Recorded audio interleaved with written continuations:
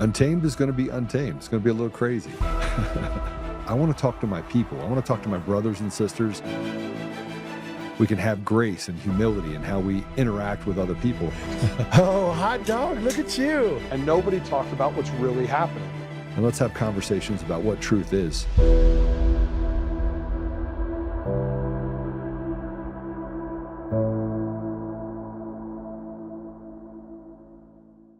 Burt Jones and I, the lieutenant governor, and a couple members of leadership, as we were pushing to update from 5.5A when these vulnerabilities essentially were exposed, we not only had one-on-one meetings with the secretary, but we actually had meetings with Dominion themselves. And we were, in my real life, this state senator thing's a part-time deal. I'm in the software development business, and I've owned a technology company with my partners for 20 plus years. And when we talked to the Dominion team about their lack of white hat testing, and we talked to them about their testing procedures and protocols, it was shocking. Like, it was shocking. We don't write mission critical software per se. But we write video presentation software that's used to run displays at the NFL draft and the Olympics and United States Congress. And so we've got to get it right. And so I know the QA team and the amount of testing that our team does. And when I compared that to the answers that I got when I was asking questions of Dominion, it was pretty shocking. And you know, we're Dominion's largest customer here in Georgia. We're the only state that uses them statewide. And when they released version 5.17 of the software, their testing process was so inadequate that they realized that the no-ink pull pads, which is the check-in pad that we use that gives you the card that you put in the Dominion machine, wasn't compatible with the newest software. I'm like, guys, how in the world does that happen? Like, in what testing environment are you not testing compatibility for your largest customer, your only statewide customer? That's the one you got to make happy. And so I think that some of this just falls to straight incompetence, more so perhaps than even nefarious actors. Some of this stuff is just a low bar that was set. But yes, we met with the secretary. He and I are somewhat at odds publicly because I continue to ask questions. Even this year in the appropriations hearings, I asked questions about his preparation for the 2026 election because he's under a legal mandate to not use the QR code. And I said, what are your plans? How are we going to vote in November? And the answer was, there is no plan, and we don't know what's going to happen. I'm like, sir, it's January. We got to get this rolled out. And so I think probably the days of the one-on-one meetings are over. We got to ask every American. We talk about this every week. We talk about this every day. We talk about election fraud. And this election fraud is so pervasive across the nation. And here, let's just look at for a minute what is being said here. So this is State Senator Greg Dolezal from Georgia. And he says, hey, listen, Dominion, we're the biggest customer.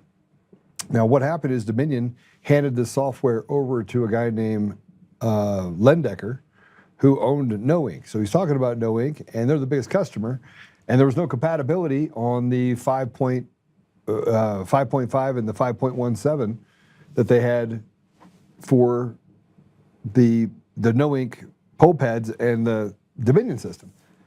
And what he's saying is, hey, we do compatibility. We do things for the NFL draft. And I'm just going to reiterate this. There's certain things you have to have in order to make sure that you are in a frictionless environment. When you're in software, it becomes super, super important for you to make sure there's no friction. Now, one of the things that I think Greg is missing is that there are whistleblowers that have come out and said that the system was designed to create these flaws. It was designed to create this chaos. There's opportunity in that chaos. And so they can make adjustments in real time, and it doesn't need to be a part of the testing environment, because if it did, then the stored procedures would have been uncovered, and the system would have acted in an anomalous manner, and that would have been a pure indicator to anyone that was watching it that this isn't how the systems were designed to work. But when you take that out, and you have such low, he calls it a low bar. That low bar was set by having election systems manufactured in a foreign country by people that, frankly, I wouldn't hire. So I don't hire people from Serbia. I don't hire any coders. And I have a tech company. My coders are all here in the United States. Why? Well, I can tell you that you don't get quality. And I'm going to get in trouble for this because you're going to have these guys that say, wow, you know, Google's filled with, you know, Indian coders. And I'm like, good for you. But understanding the ethos of what frictionless means, it's just very difficult. There's just not a lot of people out there that understand that. So we, there's a problem that we have with the haves inside of our environment that are leading the charge and destroying our nation. And speaking of that, Rasmussen gave me a bump in calling out the election fraud in 2020. Here you go. Welcome all election deniers. 2020 election fraud researcher accounts to follow now. So you got a bunch of them on there. A couple that I don't agree with, but for the most part, you got some really good people at the top. You got Mark Cook in there, obviously, and some great things. And yeah, so thank you to Rasmussen Poll. All right, we have a guest that I'm going to bring on because but I want to get through a couple things before I do. Larry Loomer. I don't even know which one it is.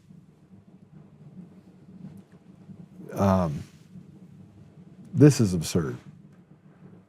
She put up a post, and I had to comment on it. And you know, listen, there's two things that can be true at the same time. And I wrote a post about this, and we'll probably, I don't know if you guys saw my post, and if it's in here, great. The one that I wrote this afternoon? Okay. So this is FBI Director Kash Patel's girlfriend said that General Flynn, Tucker Carlson, call him Catarlson, Joe Kent and Candace Owens are all tied in a foreign influence operation. And then says, don't we have three-letter agencies that would know for sure? Now, Kash Patel is the FBI director. And let me just tell you how problematic it is for Alexis Wilkins to put up what she did. Go ahead and take her thread, the first part of the thread. She said a foreign-linked influence network has been running coordinated operations against the Trump administration for 22 months. I know it's real because they ran one against me. I was targeted in something I knew was far from organic. The level of media is isolating, unwanted, and unwarranted.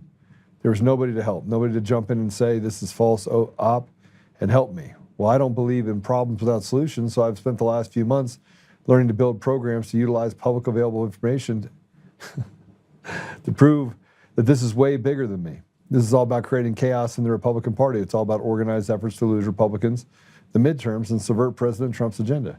And I have the data for you to see. Okay, let's open it up because I had to go through this and I had to respond. And it says, but by the way, this foreign operation that Laura Loomer is talking about and Alexis is talking about, now Alexis is a coder and she writes programs. So she's been writing programs.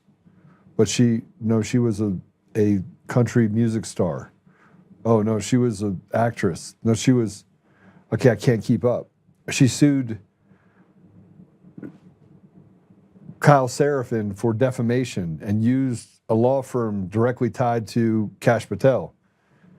And she's a 20-something zero, as far as I'm concerned. Never accomplished anything in her life. She sang the national anthem. Good for you. But has created this persona that she's this superstar that she's not. And so it made sense. And by the way, Kyle Seraphin wasn't the only one to say that she was working for Mossad or working for Israel. She acted that way.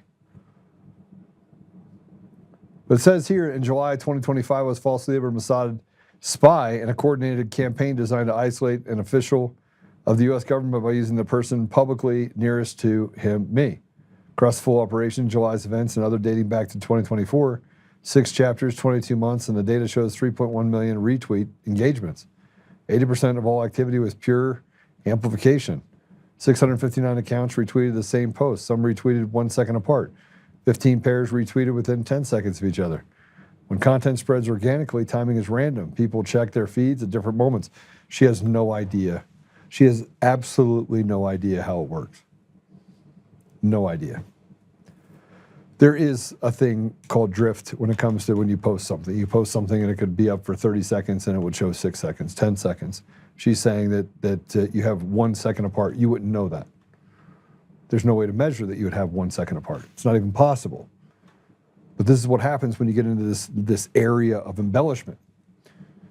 And when you start talking about the fact that there's foreign information out there to discredit Israel, and then you say that you're not a part of the Israeli deal, and then you make up shit like this that is just insane. Insane. You would never, ever have those. And then you start talking about milliseconds. I think it was in there. Let me see if I was right here. Did it talk about milliseconds? Let me see if this is the one that talks about it. Within seconds. I'm thinking to myself, you just don't know. You don't understand how things work. That's not a conversation, that's a weapon. Okay. Bots retweet quickly, by the way. Real quickly. They'll watch things, grab stuff, and it'll happen really, really quickly.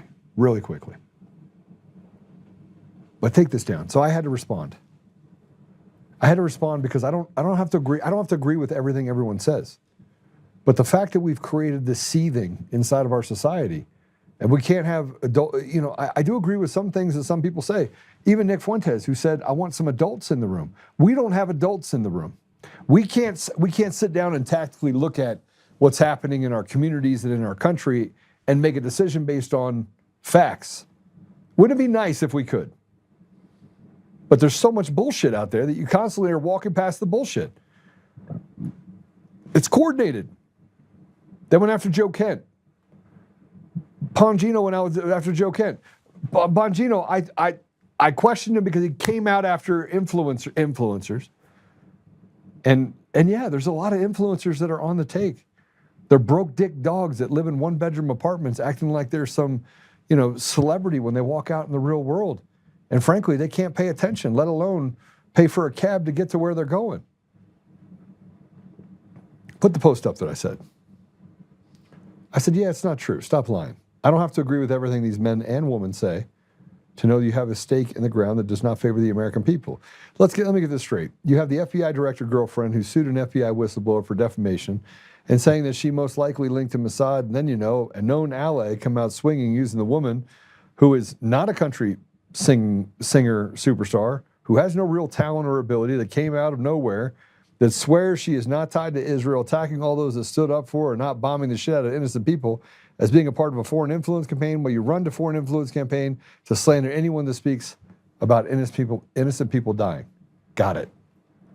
And I'm not self-loathing and I'm not anti-Semitic, so save yourself the dog whistle tropes.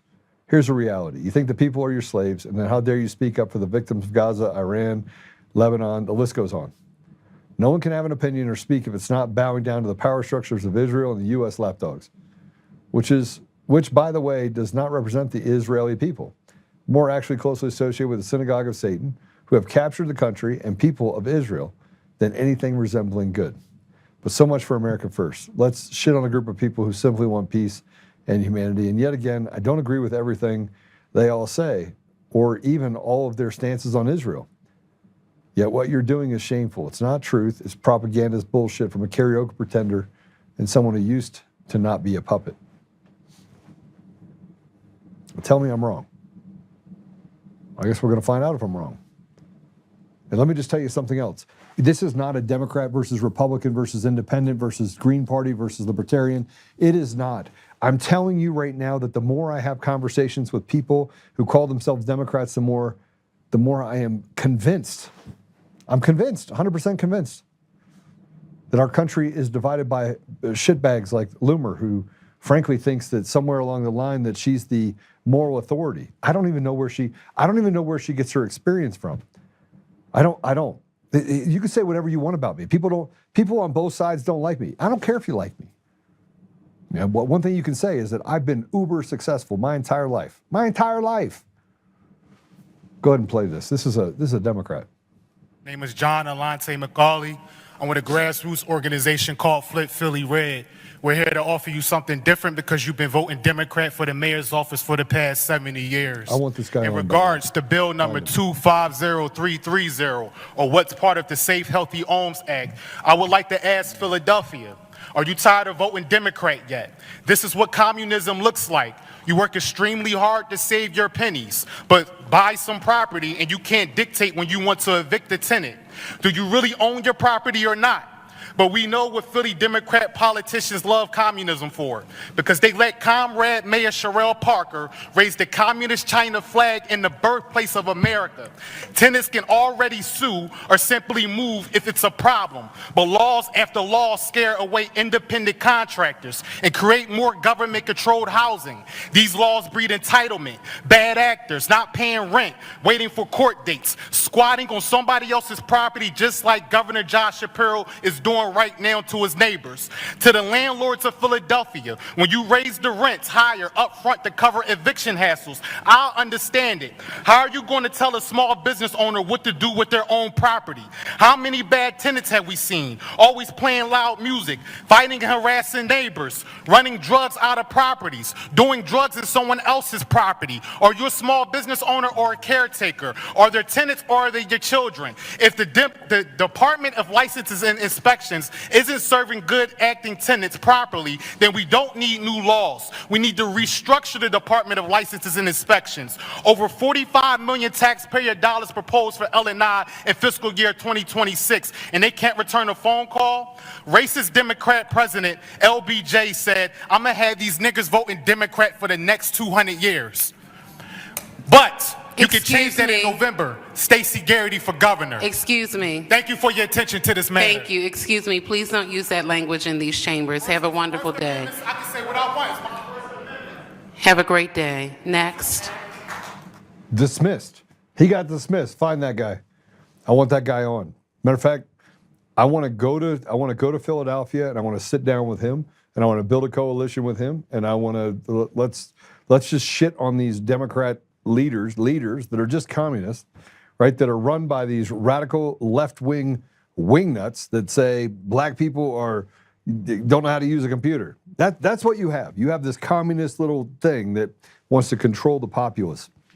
I want to connect with him. Here's John Thune,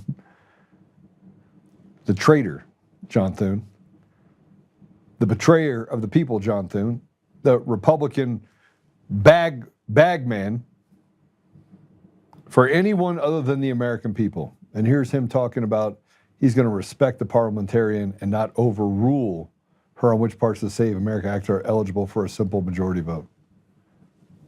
Play it. If you do pursue reconciliation to pass elements of the SAVE Act, do you commit to abiding by the parliamentarian's advice on what can and cannot be in there or might overrule her if you disagree? Well, we had, as you know, many conversations with the parliamentarian during the budget reconciliation bill that passed last summer, and I would expect that. That's an iterative process and a back and forth, sometimes trading back different ideas to see what works. But obviously the parliamentarian has a role to play in that process, and in the past we have respected it, and I would expect we would do that. Oh, it gets worse. It gets worse. Here's Lee Zeldin discussing the fraud up until President Trump came in. They abused the American people. President Trump literally got out there and said, listen, we could literally balance the entire budget on the fraud that's actually taken from the American people. We are nothing more than slaves to them. $20 billion. And here's what the head of the EPA said, which is Lee Zeldin said, confirmed that the NGOs were created right before they received the $20 billion from the EPA. So they could funnel it right back into the coffers of the radical left. Play it. The Green Slush Fund, $20 billion parked at an outside bank towards the end of the Biden administration, given to just 8 NGOs. These NGOs were created for the first time, many of them just to get this money. And they're pass-throughs. So the EPA entered into this account control agreement with these entities. Treasury enters into a financial agent agreement with the bank, and they design it to tie the EPA's hands behind their back, to tie the federal government's hands behind its back. So when the money goes through the NGOs to subgrantees, many of them also pass-throughs, We don't know where it's going. We don't have the proper amount of oversight. And as you pointed out, it's going to people who are in the Obama and Biden administrations. It's going to donors. It's billions, tens of billions of dollars going through their friends. At the end of this, what's it like 5% of this money actually goes towards the environment? How much actually goes towards the environment after it's been just stripped out for salaries? Right, and stripped out for salaries of middleman after middleman going through these multiple added layers. I'll give you an example. On the other end of this, there was one CEO who was serving on the White House Environmental Justice Council for the Biden administration. While she was serving on this council, she was CEO of an organization that applied for and received $20 million. So some people were able to, with the right connections, be on the receiving end of billions of dollars. Others on the other end of this getting tens of millions of dollars, and the federal government not having oversight. And I just mentioned the account control agreements that were entered into at EPA and these prime recipients. They were amending the account control agreements right up to the inauguration. There were amended account control agreements we found January 13th. They amended these account control agreements to reduce EPA oversight and to make it easier for them to pass through the money without getting caught. How do you feel now? I mean, if you don't feel like a slave, I don't know how you're supposed to feel. I think there's only one way to look at that, and that is that they have designed this entire system to take from us what's not theirs. But there's more. Here's an Oregon ballot measure called the Peace Act. You're going to want to hear this. Play it. Proposed ballot measure in Oregon is sparking backlash as it could make hunting, fishing, and farming illegal. If passed, the measure would remove exemptions for animal cruelty laws, which currently protects hunting, fishing, farming. And if removed, it could make killing animals illegal in many cases, including hunting, fishing, and livestock slaughter. But the measure's 100,000 supporters argue the bill would modernize wildlife policy and reduce animal suffering. And those are your headlines, guys. Wow, how about that? Unintended consequences? I think not. Yeah, I mean, just another reason to leave one of those crazy states. I mean, what are they doing? Beep. Right? We gotta be Brian, tell us how you really feel. Yeah. Worked up, man. I mean, Okay, so here's the problem. This is what happens when you have elections that are actually fraudulent. Across the board in every state, there's not a state that we have in this country. There's not a county in this that is not rife with corruption and fraud. The elections are fraudulent. I'm sorry. I think one of the things that they're most afraid of is the fact that Democrats and Republicans both weren't elected. We have no idea. We don't have good voter rolls. We don't have good voting machines. We don't even know what ballots are where and how, and they don't even talk to each other. And you got incompetent douchebags that are literally running things that are talking about, hey, don't worry about it. Trump's not going to win. I made effing sure of it. That was Eric Cooper, Director of Strategy and Security for Dominion Voting Systems. And he spent the last 6 years trying to keep me quiet. And I haven't stopped talking. You want to know why? Because I didn't lie. He did. And here's this. This is the last one before we bring our guests on. Nicole Alexandra Gutierrez Suarez, the transgender illegal alien who raped a 14-year-old boy in New York City, has pleaded guilty to second-degree rape charges. I'm not done yet. He's set to receive only 6 months in prison, which he has already served. This could result in him being released after a sentence date in April. This foreign child rapist needs to be deported. Do not release him back on the streets. This disgusting individual raped a 14-year-old. I can tell you what I think should be done to him. You don't want to know. I don't have any, I have nothing in my heart for people that would hurt other children. So with that said, one of my favorite guests, he's a pretty awesome guy. He's going to be on with us today. He's going to talk me off the ledge after that one. But Mike Ariza, he's a refinement operator, expert in gas crisis advocate. Hopefully we got this deal done with Iran. He's going to give us a better idea of what we're actually up against right now. So Mike, welcome to the show, brother. Hey, Joe, thanks a lot.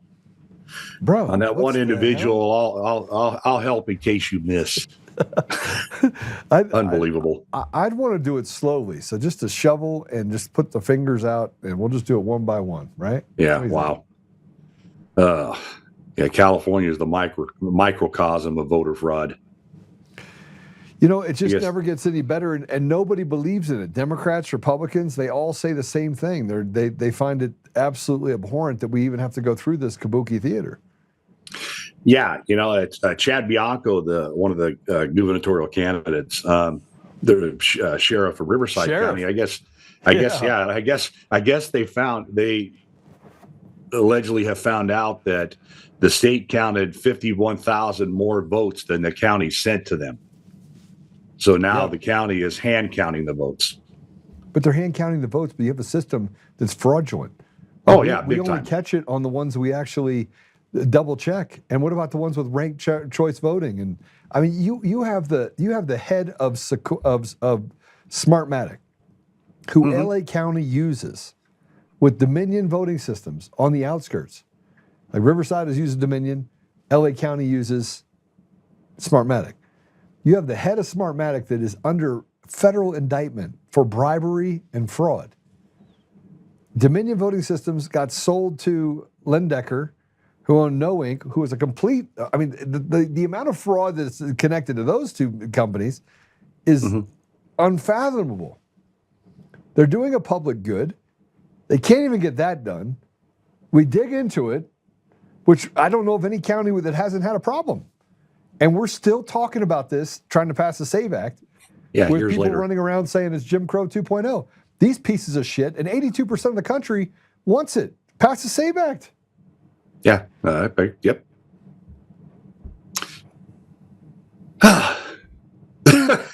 Make it make sense. I mean, It any of doesn't. it. I feel like we constantly have to debate the ridiculous. Yes. Oh, so what's going on here? Well, I don't know. I mean, it's just trying to figure out how retarded we can be before we die. What do you think, But Mike? California's taking it to new levels. Oh, man, aren't they? This is crazy. It just never, ever ends. Okay, well, can we talk about something that's good? I think oil prices are down a little bit. They're down a little bit. We're in the 80s, bro. Come on now. That's Yeah.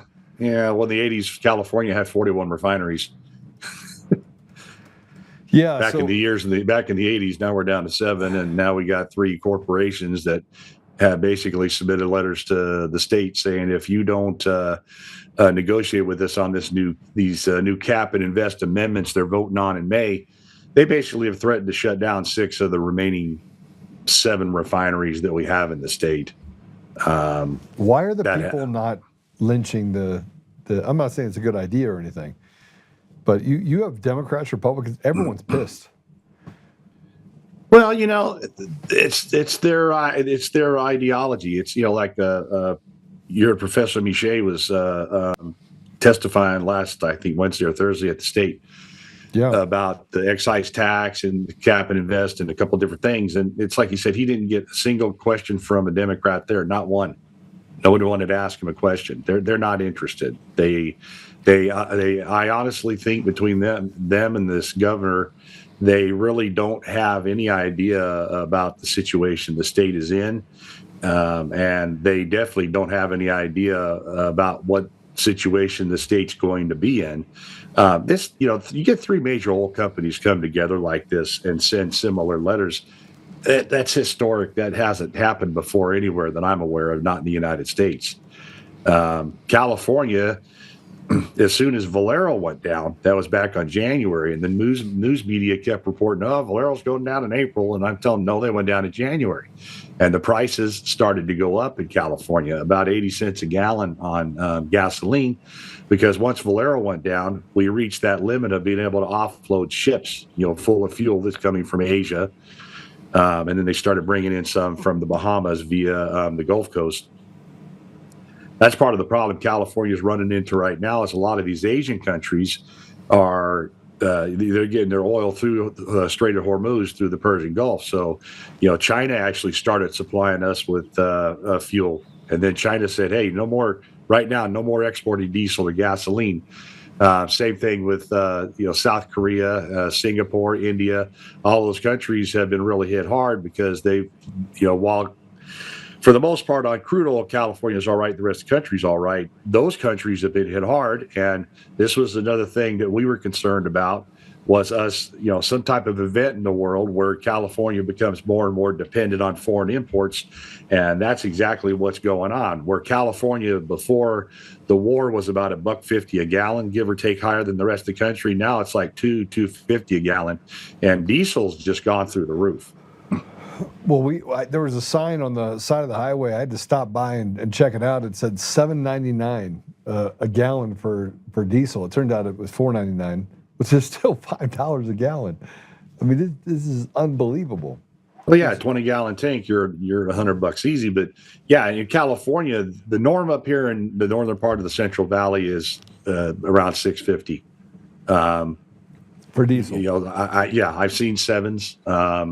You head into the Bay Area, you head down towards Los Angeles, $7, $8, easily $8 a gallon. So and that's that obviously is a big problem for folks, especially for folks that they budget their money. Their budgets are set and fixed. Now you got to decide, what am I going to buy food? What am I going to do here? Mike, let's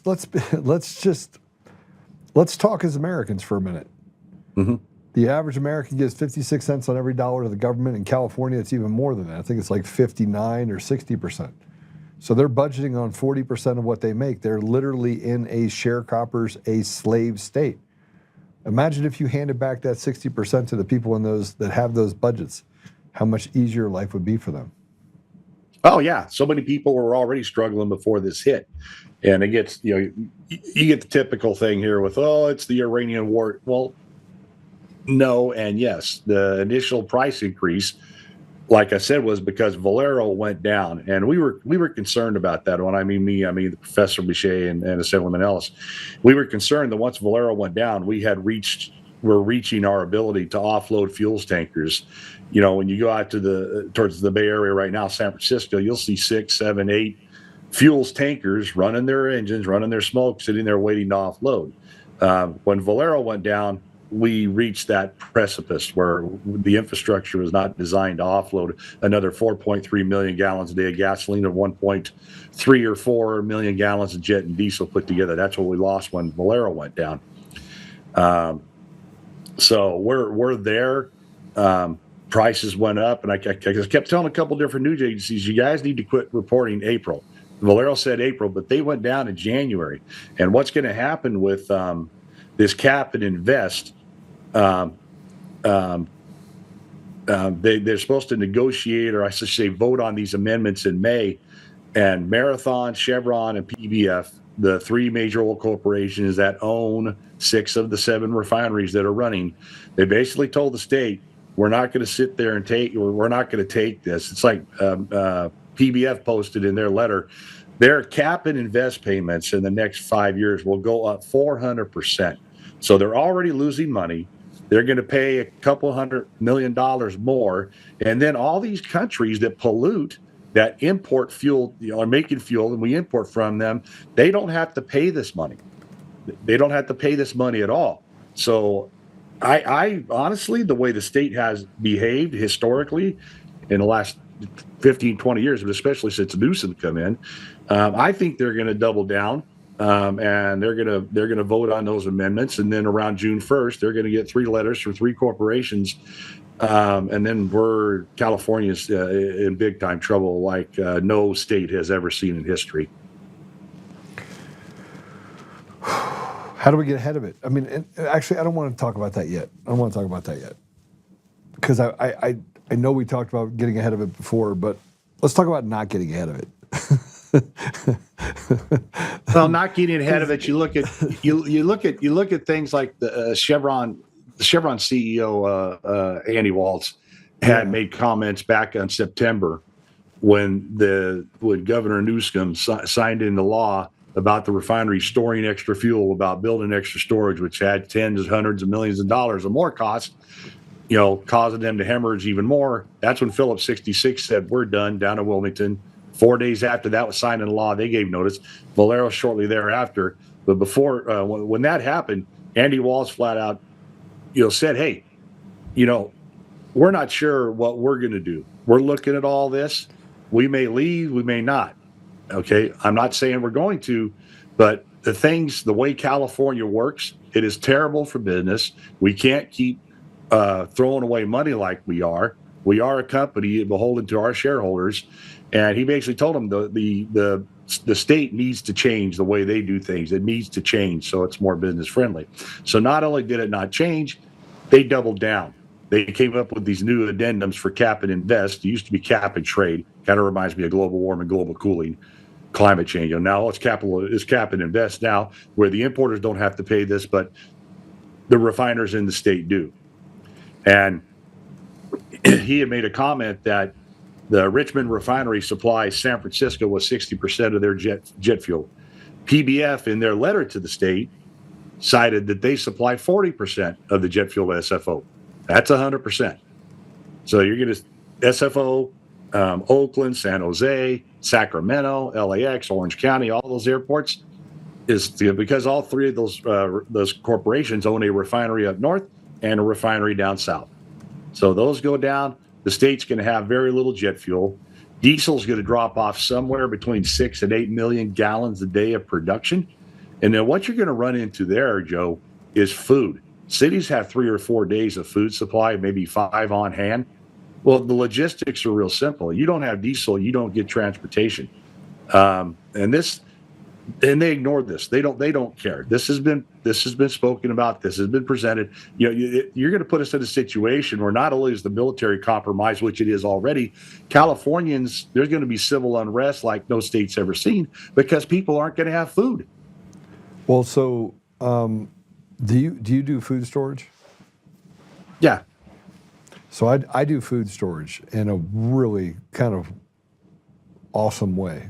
I have we cycle out grain, and the way that my wife and I did this is that we have enough food off grid for the four of us plus so 6 people for 90 days. Plus we have enough for, if we were to 3/4 it, we'd have enough to go 90 days if we had to add an emergency family, so like 4 extra people. Mm-hmm. I have never thought that I would ever need this. And I have GREs and I've got all sorts of other stuff that is stacked up. I never in a million years would have thought I would have needed it. Now, Mike, I'm looking at it going, when's the party going to get started? Well, what got me into this was when I heard Valero was shutting down. I've told you, talked to you before, I said it's the most advanced, most efficient refiner in the world. I'm doing my farming thing. I'm operating engineer. Right. When I heard Valero shut down, it's like, what the hell's going on? So that's when I started digging in. I drafted my own brief, went to Sacramento. I was blessed to run into Stan Ellis, the assemblyman from Bakersfield. He convened a meeting between me and him and the professor. And then it's like the professor said, he was spot on. He says, I'm the researcher, Mike's the practitioner, Stan is the scientist. And we got halfway through our first meeting in Bakersfield, and he said, we quickly realized that this problem, and we're talking back in October, that this problem is far worse than either of us thought it was individually. Okay. When we started putting our information together from our various perspectives. So this leads me to certain people that are in positions of power, specifically from a country somewhere in the middle of a desert, that are starting to put insurance policies on buildings, terrorist insurance on buildings in high population areas. Mm-hmm. Right? This just happened like a couple days ago. I hadn't heard of it, but all right. So now I'm gonna put my tinfoil hat on. Somebody better give me a tinfoil hat. I need to have one.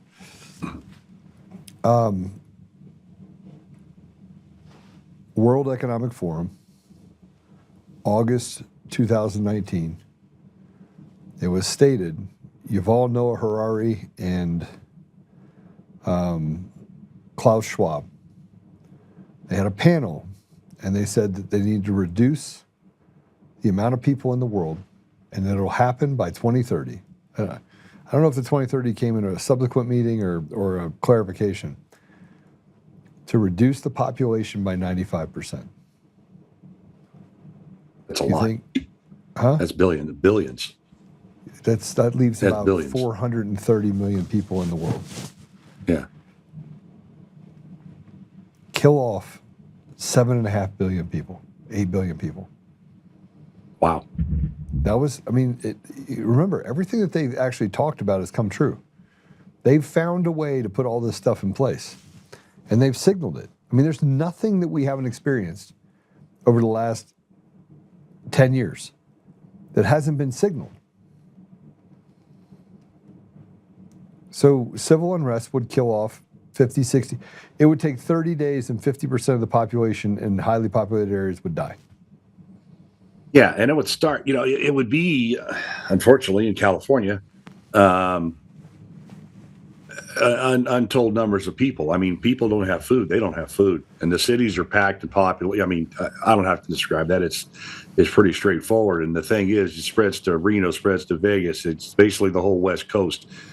And then, especially with the military issue, then it spreads into our country. So there's an investigative editor-in-chief, a lady named Katie Grimes, did some investigation and found out two of the environmental reports that the Air Board is using to issue their edicts came from Tsinghua University in Beijing, where Xi Jinping went to the university.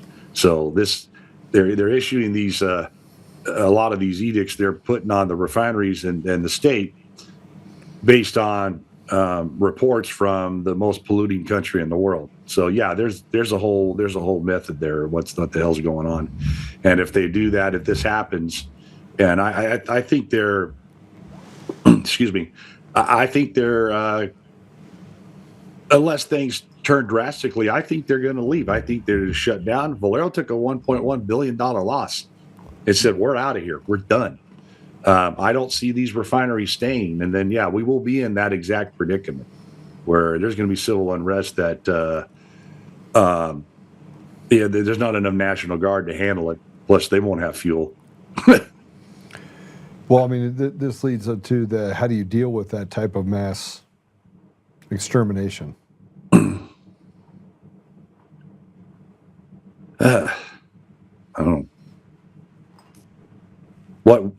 What needs this is what's got me a little mystified is they've used the Defense Production Act to start pumping crude oil off the 3 platforms off of Santa Barbara, Hondo, Heritage, Harmony, and then Chevron El Segundo gave Governor Newsom the middle finger and said, well, we're gonna start using that oil. To hell with you.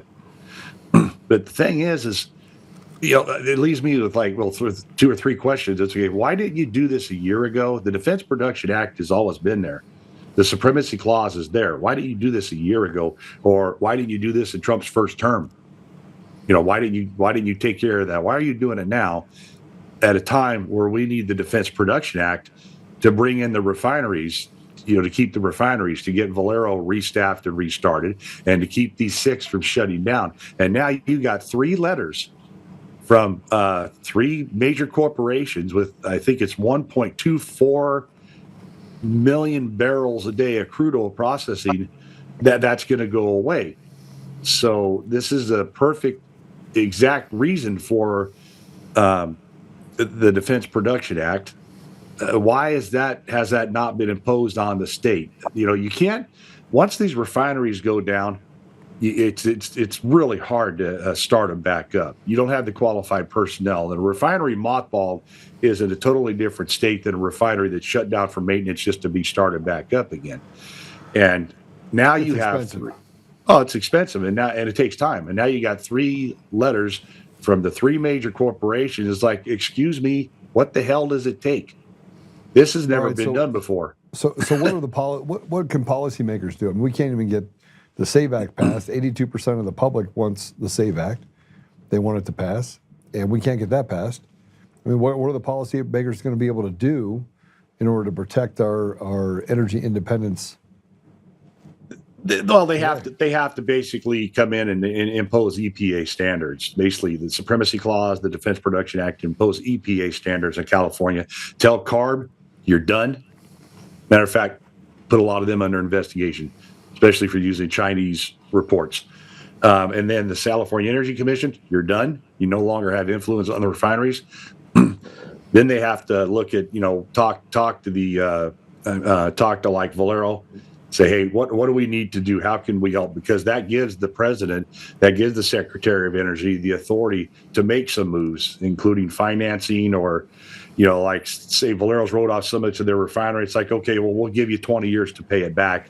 Let's get the refinery started up. You'll no longer have the air board. You'll no longer have the Energy Commission. All these people that have been hosing you over, they're null and void now. You will be under the Secretary of under the Secretary of Energy, and you will be under federal purview. That's the only thing that's gonna keep them going. If not, I'm afraid they're going to be all gone. That last refinery, that's Valero and Wilmington. They already wrote it off. They wrote off, just wrote off on the losses they were taking. So it's basically devalued. So, when it comes to, Valero took a $1.1 billion loss for Benicia. They'll do the same thing for Wilmington. And that's it. 0 refineries. There is no way on the Lord's earth we can import that much fuel. There's no way. And I doubt there's any place where we can get where they could make that much fuel. I feel like we're going backwards a little bit. Big time. We have a deal in Iran. Stocks kind of stabilized today as a result of that. I mean, I don't think they had much of a choice. There was not a whole lot left of Iran after we got done with it over the last 10 days. Yes, our military has done an outstanding job. I'm still trying to figure out, then we blew it all to pieces, and now we're going to pay to put it back together. And I don't think it's funny. But I think it's absurd. This is the absurdity that we go through. And we sit back and watch. The nice thing about our president compared to any others, though, is I don't think we're just going to be paying to rebuild it. I think he's going to be recovering a lot of, it won't be anywhere near what we've had to pay in the past to rebuild different things. I think a lot of it. We only got him for 2 years, brother. I know. And we don't have a bench. We don't have a bench. That is a big problem. I mean, who's our bench in 2 years? Who's going to run for office? There's my humble opinion, there's a few candidates, but he's irreplaceable. While there's good people, there's none of his caliber, none of his bar, and that's what we'll lose. And yes, we could very quickly turn back the other way, back to shit. Well, if you look at it, Biden went this way. He went to the left. I don't know, 800 miles. President Trump got back in office really quickly. We came back 400 miles and then stopped. We didn't gain back all of our ground. So we're still 400 miles into this deep desert of BS. And there's nothing in sight that says that we're going to get back that 400. So now we're going to start this again in 2 years. And we're going to do what? Go another 800 miles? Now we're 1,200 miles in and we're going back and forth? Or 1,000 miles or even more, yeah. Yeah, I'm afraid of that too. I agree. Okay, now walk me through this. You have all sorts of quants that are over in the Middle East, especially the guys that are in Saudi Arabia. I know they're sitting behind their computer, like licking their lips like this. Oil's going to hit $120 a gallon or $120 a barrel. What are we going to do? It's going to be so good for us. And then at the same time, we have to talk about fertilizer spiking and all the other things that are tied to energy. What are we dealing with a case of stagflation? Are we going to put ourselves in a place where, frankly, it just becomes untenable for people to be able to live? There is definitely the danger of going there. You get sulfur, the potash. The sulfur comes from refining. A lot of it comes from refining the crude oil. It's one of the units I used to run was a sulfur recovery, and you ship it off. And you certainly could head in that direction, without a doubt. Never seems to end.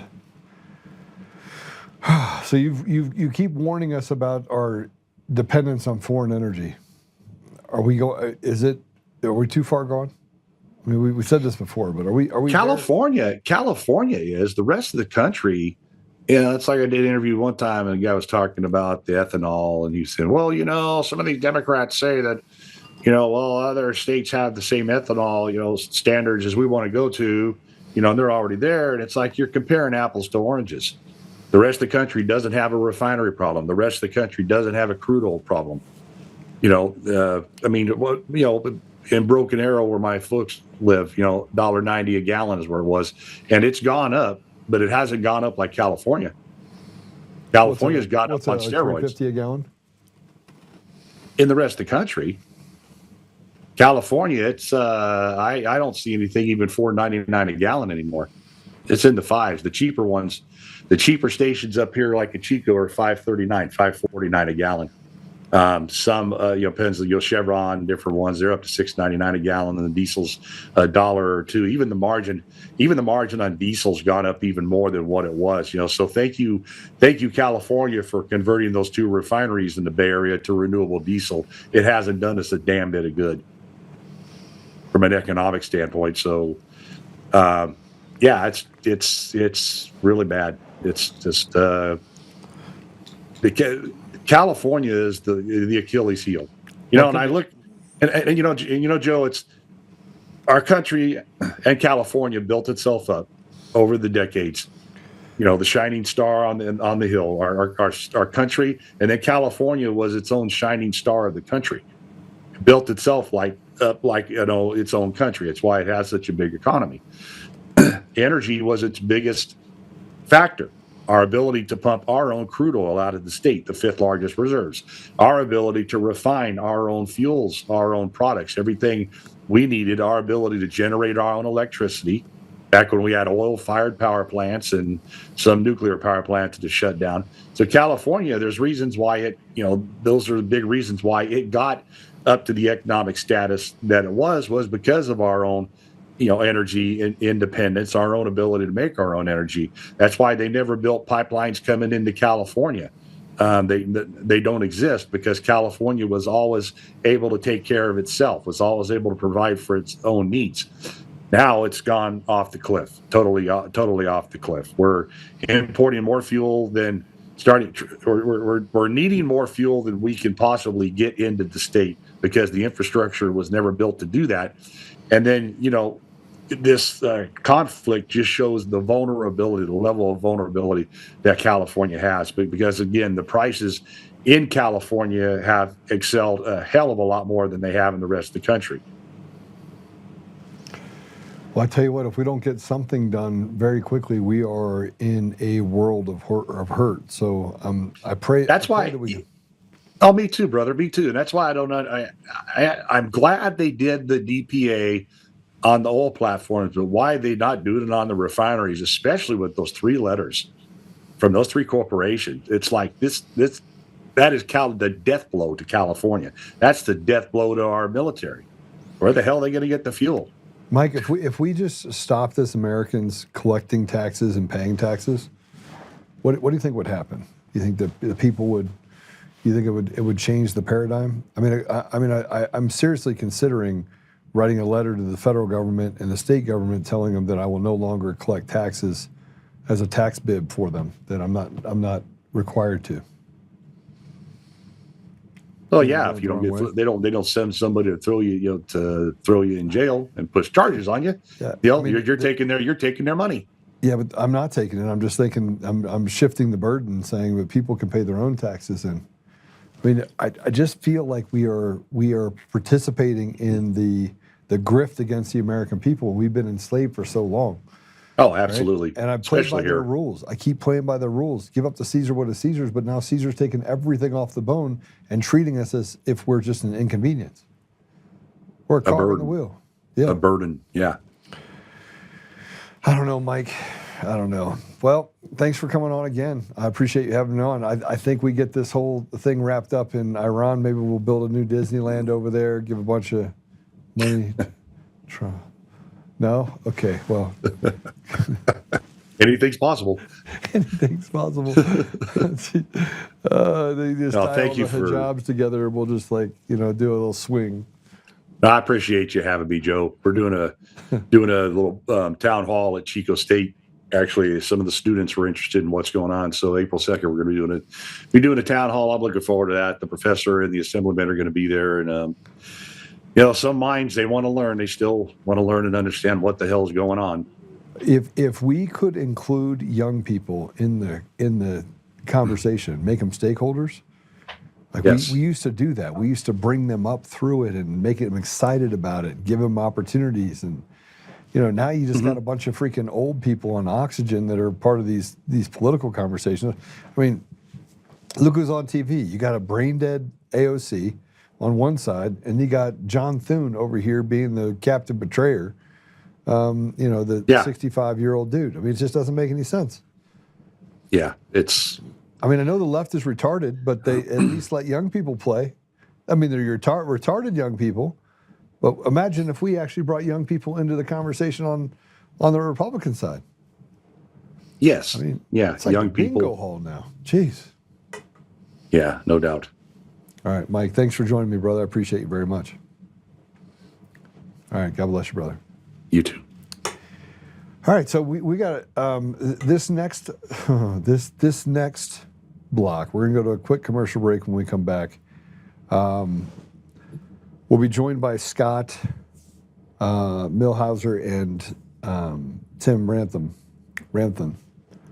And Tim ran for governor a couple years ago, 2022, I believe, and he's been a champion for election integrity. And Scott's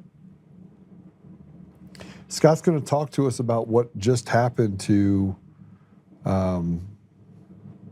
Harry Waite's trial. He was found guilty of 3 of the 4 charges, and it doesn't make sense that even happened. The judge stood on the weights of the court, as they all often do. And so we'll take a commercial break. When we come back, we're going to be joined by Scott and by Tim. We'll bring it back.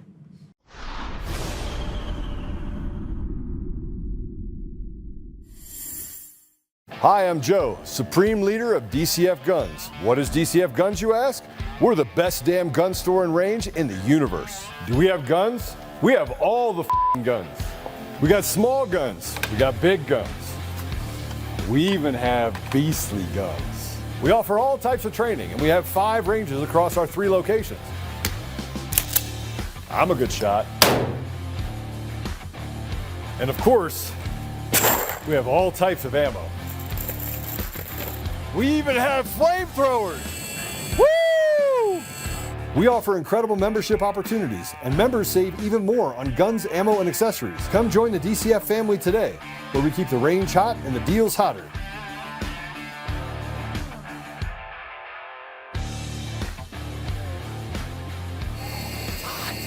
It's hot. In every thread, in every stitch, Honor-Bound USA weaves the fabric of the American spirit. It's not just apparel, it's a testament to God, family, and country. At Honor-Bound USA, we're a family of patriots who put our faith, family, and America first. When you visit our website, you'll find a line of products that embody our commitment to pray, stand, speak, and act. As the official site for the Untamed podcast, all of our products proclaim speaking the truth with courage. We also have the powerful documentary from Professor David Clements, Let My People Go. Identify yourself as one of the few who are willing to stand for what they believe in. Join the Honor-Bound USA family today. Wear it as a badge of honor, commitment to the values that shape us, and a pledge to the bright future we will build together. Because when you're honor-bound, you're not just wearing a brand, you're embodying a lifestyle.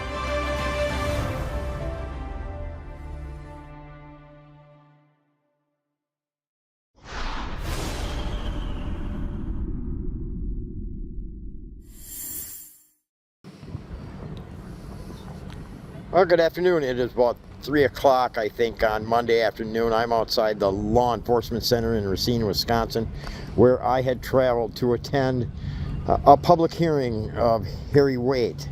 I, along with about 20 others, have been denied access to the courtroom based on reaching its capacity. I'm really disappointed that the courts did not make accommodations for an overflow room that we could view this and witness this public hearing.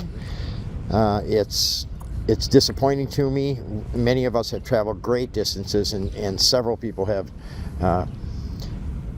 booked rooms for an overnight stay for this 2-day hearing. now not knowing if they're going to have access to the courtroom tomorrow. What's even more disappointing is that all of us were here this morning prior to the jury selection as they worked through the jury instructions, and they had to know at that time that there was an overwhelming support for Harry Wade at this hearing, and they had ample time to make accommodations for us to view this public hearing in another room, and they failed to do so. And I don't know if this is an effort to minimize the support that Harry has, although everybody who is in that courtroom is in support of Harry Wade. There are there's nobody here who's opposing Harry Wade and what he did. Everybody is here to support him for being a whistleblower and putting pressure on the state to not convict a man for whistleblowing and really opening a lot of eyes to the flaws that exist in my vote. Some of those who are not have not gained entrance to the courtroom this afternoon. Former Supreme Court Justice Michael Gableman, along with former Assembly Representative Janelle Branchin, both of whom are with part of the 20 or so people who have not been allowed access to the courtroom this afternoon. We are standing strong outside the courtroom, and we will continue to stay here until court is adjourned for the day to show Harry that not only was there support inside that courtroom this afternoon, but outside for those of us who were not allowed in. Again, very disappointed in Racine County Court and for not making accommodations to ensure that all of us had the opportunity to witness what I will say again is a public hearing. More on this as we proceed through the day. Well, I'm not going to waste any more time. Scott, Tim, welcome to the show.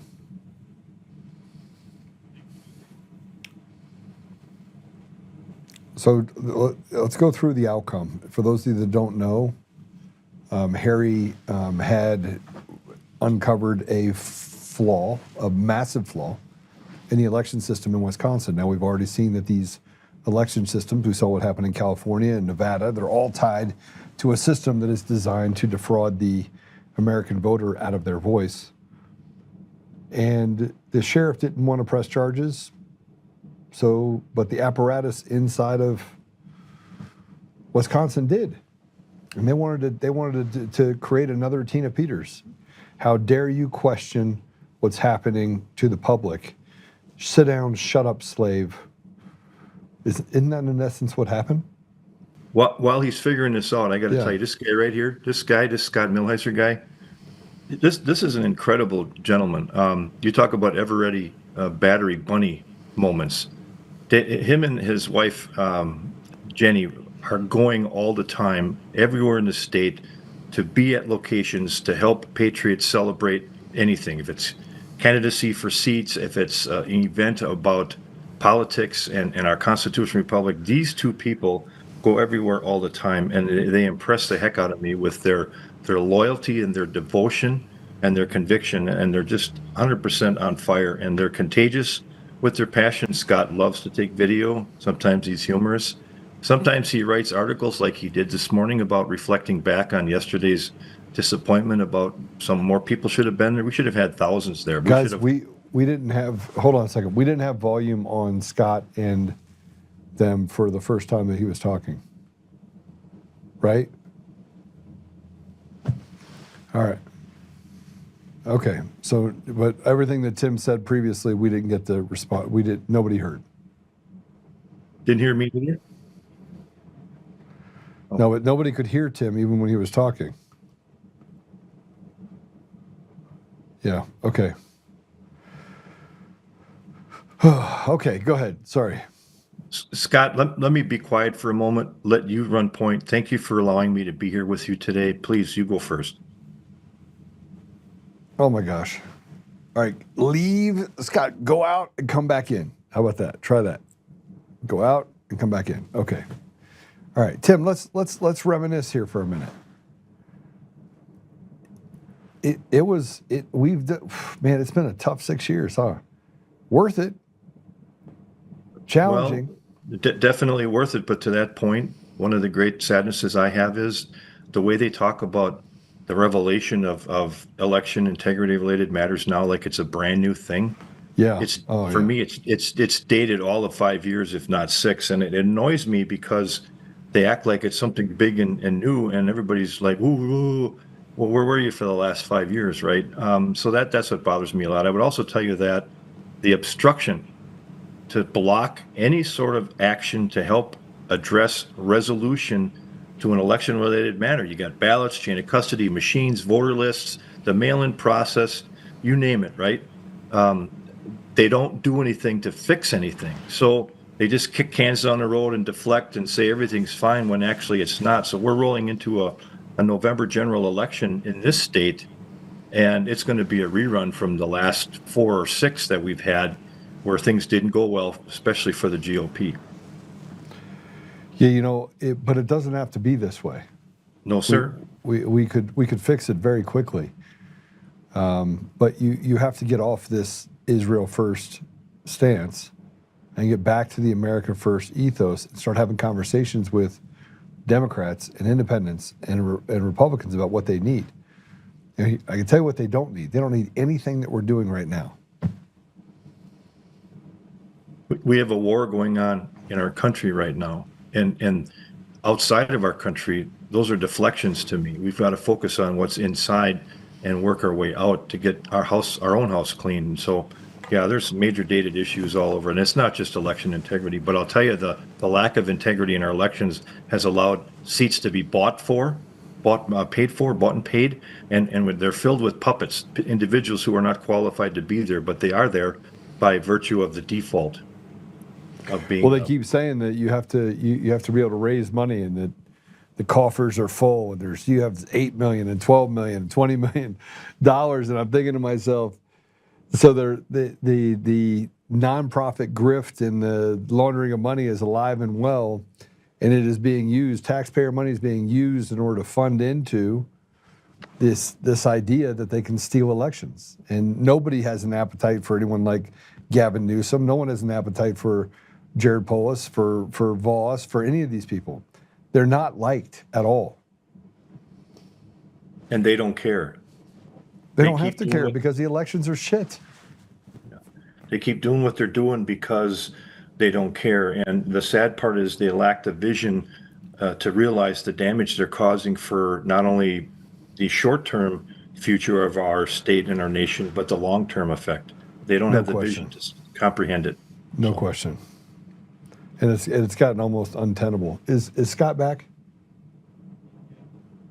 He's not back. Okay. There was a message that's sent to Harry after the trial by a juror. I'm aware of it. Let's put that up. I hope this message is relayed to Harry. I was on your jury. I want you to know the way questions were framed by the law. We had our hands tied. I'm not going to lie. There's a lot of small-minded people in the world now, and most think more with emotion than logic or truth.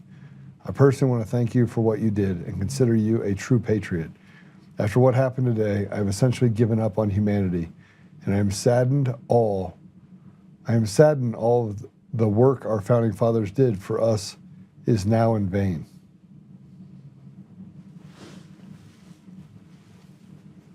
I want everyone to understand that was sent to Harry Waite by a juror that sat, and the way that the courts win is that they frame questions in order to make sure that innocent people are put in jail and guilty people are let go. Am I wrong, Tim?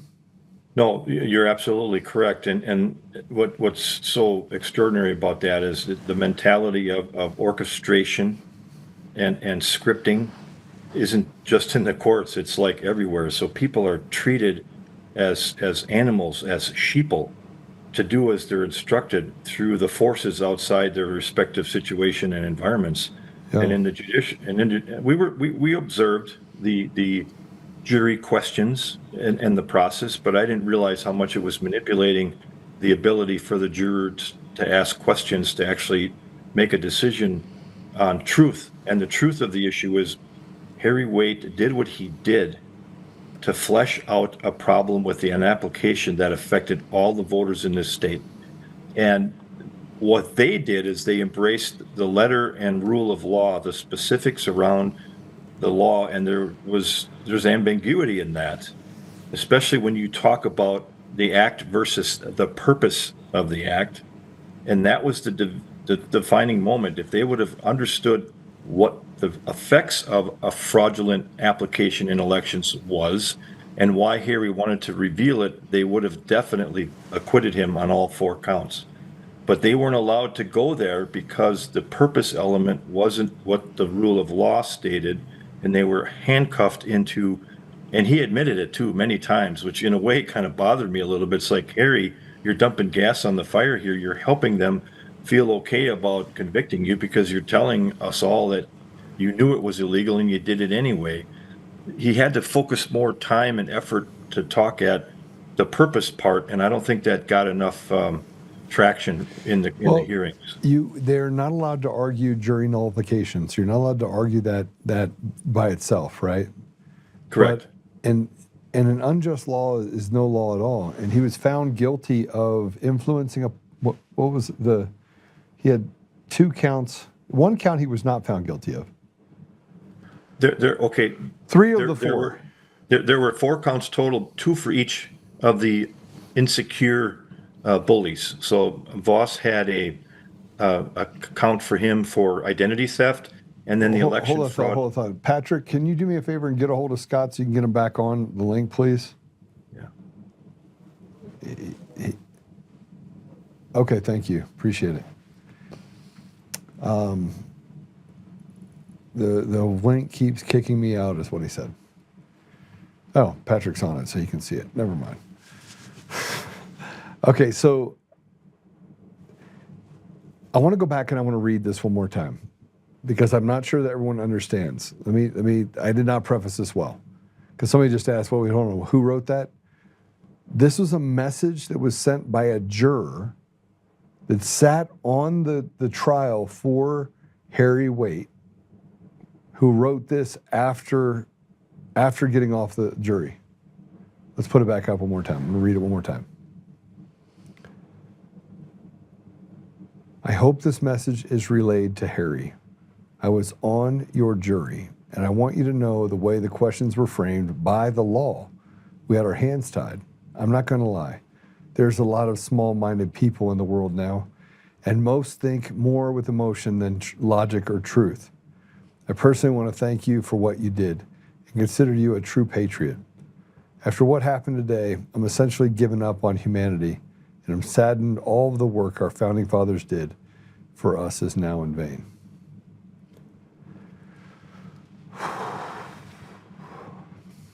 Imagine a place where criminals are let out on the street, children are raped and given 6-month sentences by transgender sickos, and Harry is found guilty of pointing out a flaw that he tried to tell him was wrong before he did it. And then the people that are in positions of trust and authority, Voss, then turned around and said, I'm going to burn him to the ground. I think Voss is a traitor. He's a betrayer. He's ultimately the scum of the earth. He's anti-American. Well, part of what am I saying is not true. It's all true, and I could add some, but that would take a little bit too much time on this podcast, so I'll just be quiet. But I worked with him. I'm glad he's retiring, by the way. I really am. I think Wisconsin might have a chance. If his learned behavior hasn't permeated too badly into the body and we get some leadership, we might have an opportunity to do things better in our state. But it may be too late because I think the Senate's going to flip. It's going to be a problem with the divided government again in our state. Yeah. If you don't mind, I'd like to go back to the counts. There was 2 separate counts for each individual, a total of 4, right? One was for identity theft, which was using the name to enter the request for the ballot, and then the actual processing of the ballot, which was where the election fraud was charged against him. They didn't tag him for a felony or a misdemeanor on the identity theft for Voss, if I recall correctly, but they gave it I think, a misdemeanor for the ballot element for the election fraud because Harry never received Voss's ballot, but he did put in the Racine mayor's name, Corey Mason. So that was identity theft. That was chargeable, I think, as a misdemeanor.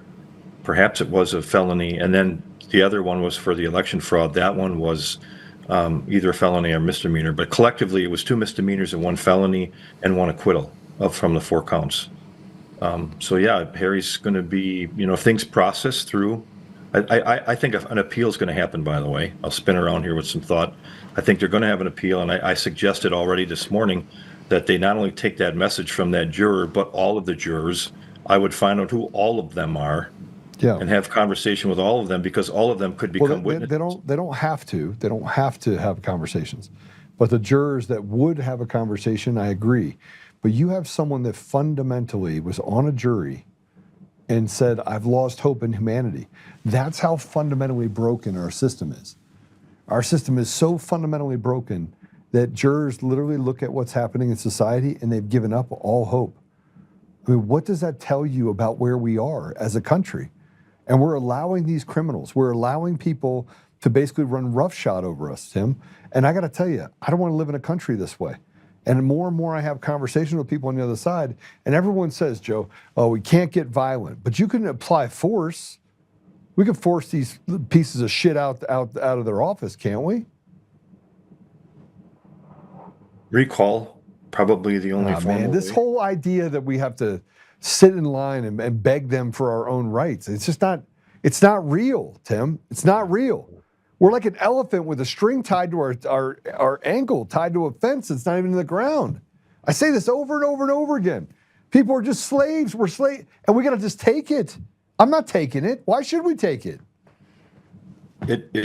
I couldn't agree with you more, Joe. On a personal note, it's hard for me because when I was in the seat, I embraced the dutiful obligation to serve, and I did the things of, by, and for the people 24/7. I not only served my 59th Assembly District, I served the other 98 districts in my state. People were calling me from all over, asking me questions because their rep and their senator weren't helping them. So they would call me. They weren't even my constituents that could vote for me. But you know what? I worked as a state rep and I served them because they lived in my state and I felt dutifully obligated. We don't have enough people with that mentality, servanthood, a Christian faith and courage to do the right thing. Had I been on that jury, I'll tell you something. You ever see the movie 12 Angry Men? Yeah. Have you seen it? No, it's a great movie. 12 Angry Men, right? Well, one guy. I try to stay away from Hollywood stuff, frankly. Well, it's back in the old days when they made better movies, right? Yeah. Because I know Spencer Tracy's in one of them. But the point is, there was 12 guys that were part of a jury. They went into a room sequestered to make a decision. 11 of them said the guy was guilty, and one guy said he was innocent. And by the end of the show, all 12 said he was innocent. Why? Because the one guy had the courage and had the conviction and had the wherewithal to say, here's why we have to let this person free. And he was able to educate the other ones. We don't have enough people in government now that have the courage to do that, to stand up and fight for doing what's right. They just roll and go along because they don't want to be getting the crosshairs of a pissed off leader, right? So they take the easy street, and then we all get crapped on because of it. So I'm tired of it too. Yeah, no, it's really bad. Do we have Scott back yet or no? I don't see him.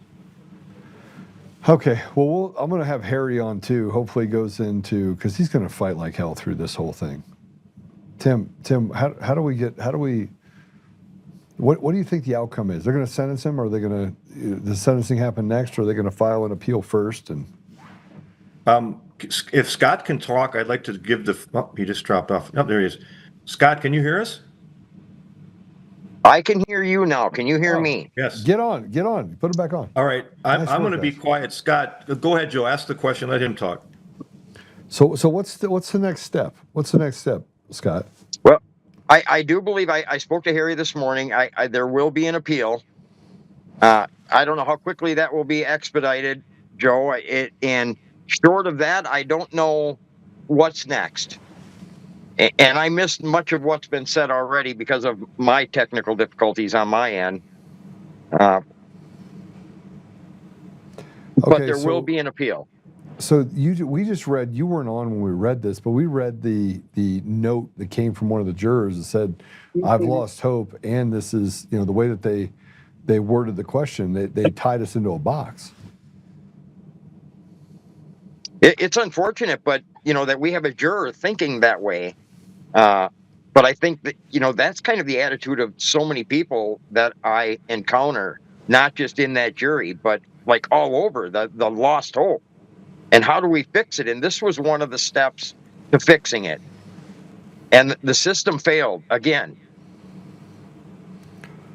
Well, how's Harry feel about this? Do you think, and let's just play judge here for a minute. Do you think the judge sentences him to jail? Personally, I think he does. I think the Robin Voss influence is going to come into play here. And he's a very vindictive person. And I do believe that he will likely face some jail time. Before we respond to the question, let me ask one. Does the sentencing come before if he appeals like tomorrow or next week, does that put the sentencing on hold? It could if the judge allows it to. Okay. Not necessarily. It's not a guarantee. Right now, I saw May 27th. Scott, do you agree May 27th is sentencing day?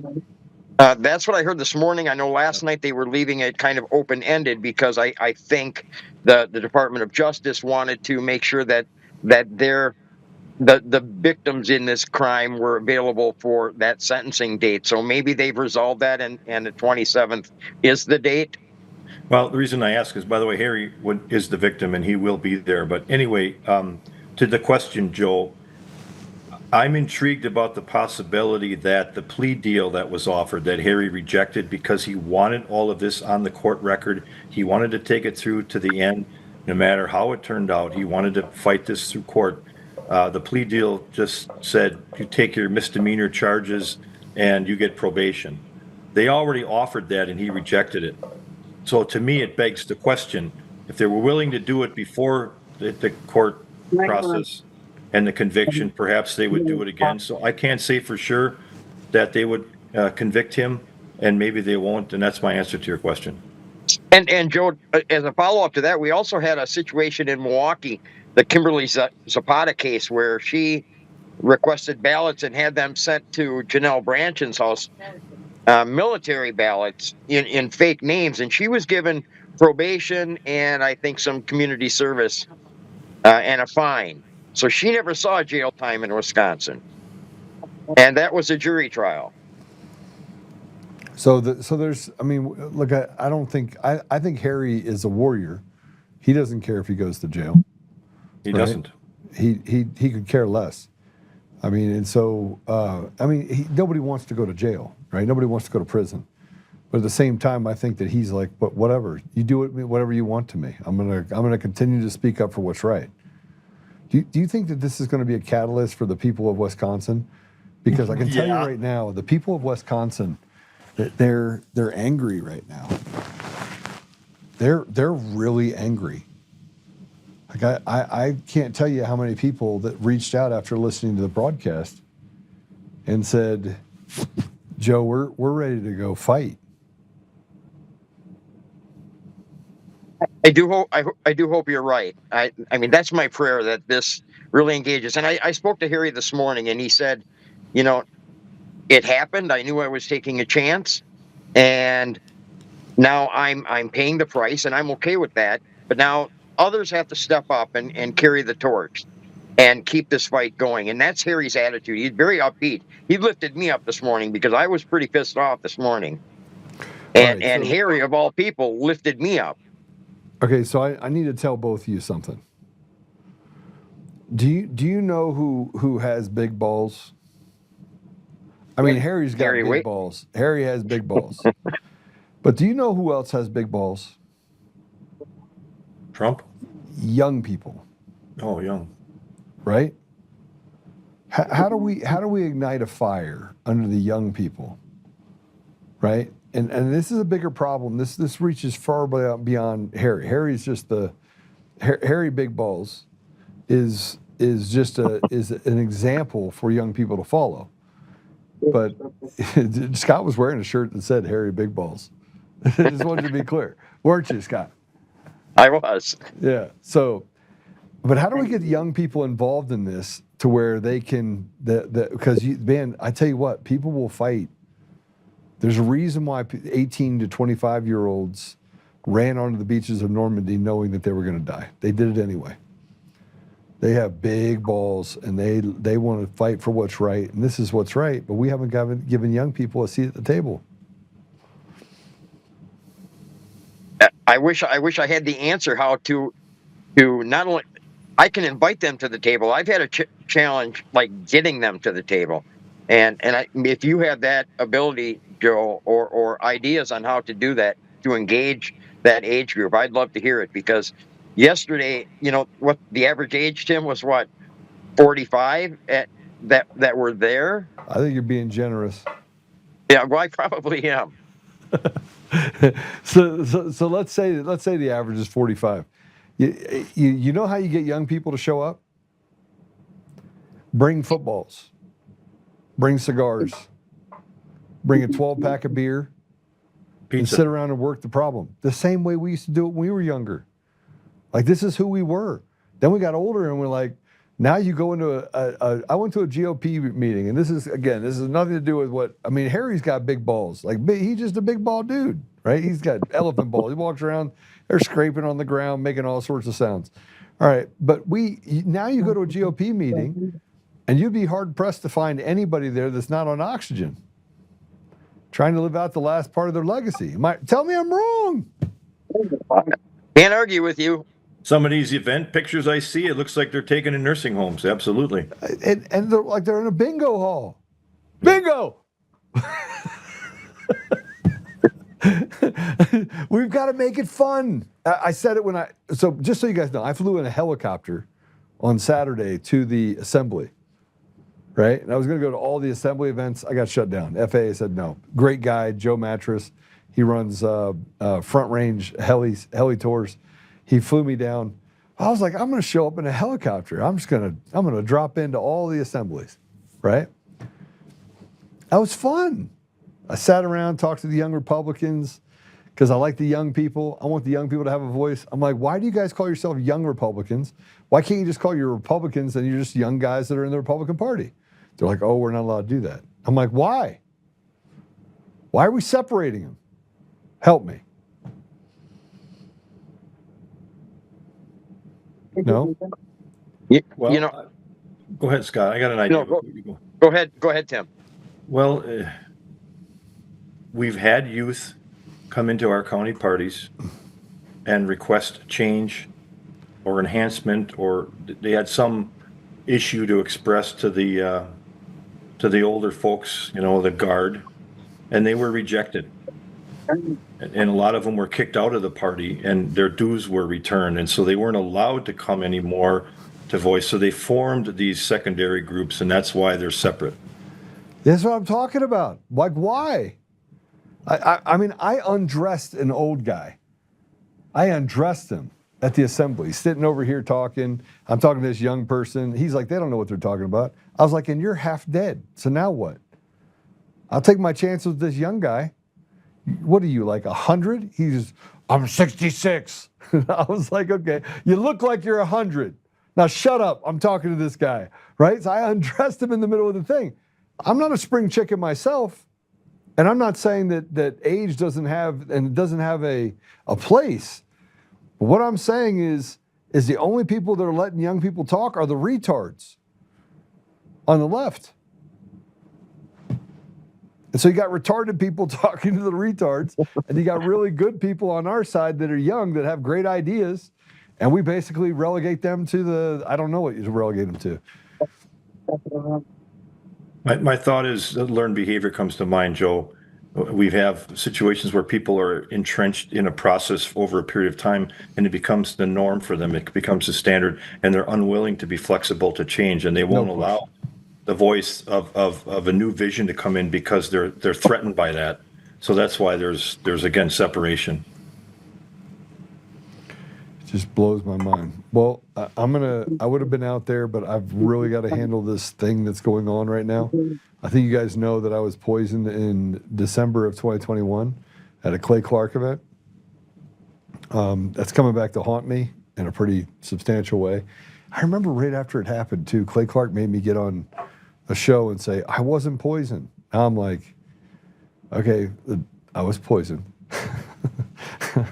It's obvious because they're like, so there's only a few ways this can happen to you. Were you ever poisoned? And I was like, yeah.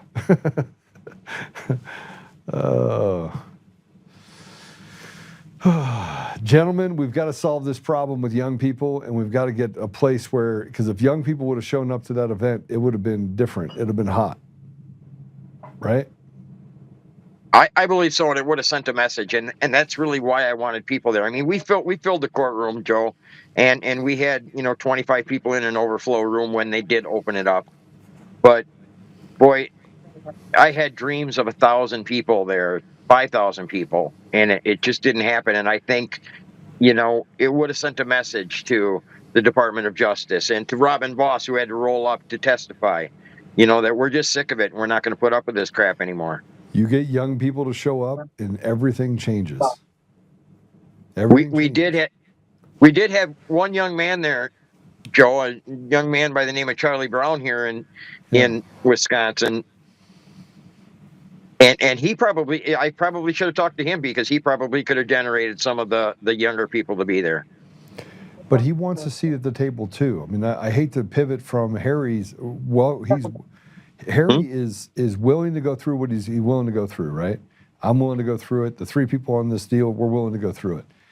But you get young people involved and you give them a seat at the table, and we start leading with a little bit of humility that we don't have all the answers, and man, you're going to see something happen.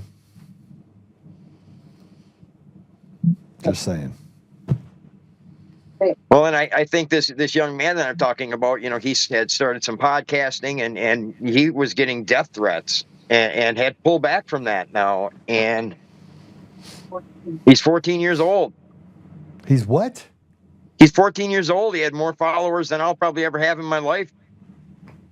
He's 14 years old and getting death threats? Yep. He started a movement after Charlie Kirk had been assassinated and was really picking up some steam and attending events and trying to bring that youth into it so that they would have that seat at the table. You probably had a couple of them old people on oxygen that were calling, I'm going to kill you. Who knows? One comment I'd like to sneak in too, Joe, to your suggestion, and I couldn't agree with you more. You're right. Power in numbers, and there should be no issue with age, right? You want to open up the door for anything that sticks to the wall to get things done, right? But one of the problems I believe exists out there, and I'm certainly not a contributor to it, is the obstruction that comes from the old guard. They don't like the new way. They don't want to be told what to do. They don't like change. They're threatened by it. So in order to bring more new people in, younger as well, we've got to also eliminate some of the old guard because they're part of the problem as well. Man, I spend an enormous amount of time with young people. I'm talking 25 to 35-ish, right? It's considerably younger than me. But I spend a lot of time with young people. And I keep myself in shape so that I can throw a football. If they want to wrestle, man, I will crush them. But I want to identify with them, and I want them to feel as if they're empowered, that there's hope, right? And when we take that off the table, and they are relegated to the young Republicans, in other words, you guys are the stupid ones. You don't know what you're talking about. You're just too young. You miss an opportunity. You miss it at hello. Just saying. Maybe that's where I went wrong in my draft Ramthun campaign, Joe. I didn't bring enough young blood in to excite that young group. Yeah, I mean, look, you have to make it different. I mean, you got to show up with a bottle of bourbon, in some cases, or some cigars. Every now and then you got to have some cigars. Or a golf match, or a football, or you have to be able. And I'm not saying that everyone plays sports. I mean, you could do it different, like a chess match. Like have the young people play the old people in chess and see how way that goes. You ever been to a park in New York City, or do you guys have a park there that you have a chess tables? No, I'm not aware of any. It was like a big thing on the East Coast. You'd like walk into the park and you'd sit down and you'd have timers, and boom, you'd sit there and go back and forth with an old timer. And 9 times out of 10, they'd win because they had wisdom. But it was fun, it was challenging, and it pushed the young people to become better. That's all. That's my suggestion. It's free advice. It's worth what you pay for it. Get people to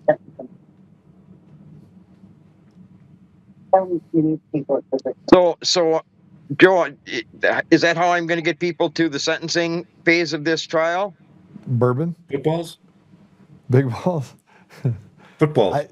Footballs. Grab some footballs. Say we're going to throw some footballs out in the thing. We're going to have so I volunteered for a debate deal for 500 students that were homeschool kids called a STOA deal. It's called a STOA debate event. And there was young people everywhere, 12 to 18. 500 of them came from across the country, right? And so I showed up this deal, and I look around, and they're throwing the Frisbee outside, and they're playing football, and they're throwing the football. And you had 500 kids that were just awesome getting together. It was invigorating. And I'm not saying you're talking to the 12 to 18-year-olds. I'm saying you're talking to 18 to 35. You go to the TP USA, you tell them about why this is important. You say, we want to give you a seat at the table. We want to give you a voice. We want you to be a part of this. We want to teach you what's happening right now so that you can actually learn to fight. That's all I'm saying. I mean, I think that if you do that, it just changes the game. Scott, I'd like to ask, or add rather to your ask, it shouldn't just be you either. I know before the hearing, you were prominent out there in social media land suggesting everybody come, but it seemed like it was just you.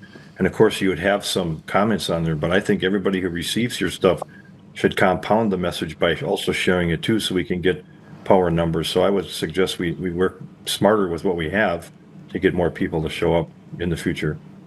And thank you, Tim, for that one.